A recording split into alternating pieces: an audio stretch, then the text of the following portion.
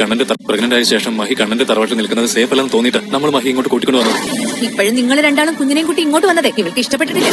Hello guys, അങ്ങനെ നമ്മുടെ മഹാലക്ഷ്മി പുതിയ പ്രൊമോ. എന്റെ പൊന്നു, നമ്മുടെ അനന്തുവിന്റെ വീട്ടിൽ നിന്നും നമ്മുടെ മഹാലക്ഷ്മിയും കുഞ്ഞും പടിയിറങ്ങുകയാണ്. അതെ, കണ്ണൻ വന്നവരെ കൂട്ടിക്കൊണ്ടു പോവുകയാണ്. അപ്പൊ ലേഖ ഭയങ്കര സങ്കടത്തോടു കൂടിയാണ് കുഞ്ഞിനെ നമ്മുടെ മഹാലക്ഷ്മിയുടെ കയ്യിൽ വെച്ചു കൊടുക്കുന്നത്.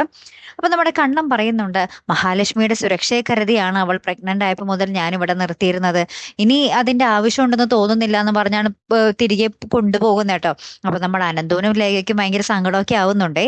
അപ്പുറത്താണെങ്കിൽ നമ്മുടെ കമലേശ്വരം വീടിന്റെ മുറ്റത്തൊരു കാറ് വന്ന് നിൽക്കുമ്പോൾ തന്നെ നമ്മുടെ കരുണ ഓടി പൊക്കത്തോട്ട് കയറി ഇങ്ങനെ നോക്കുന്നുണ്ട് അടിയിലേക്ക് ആരാണെന്നുള്ള രീതിയിൽ. അപ്പൊ നോക്കുമ്പോ നമ്മുടെ കണ്ണനും മഹാലക്ഷ്മിയും കുഞ്ഞും. അപ്പൊ കരുണ ഒന്നും ഞെട്ടുന്നുണ്ടേ.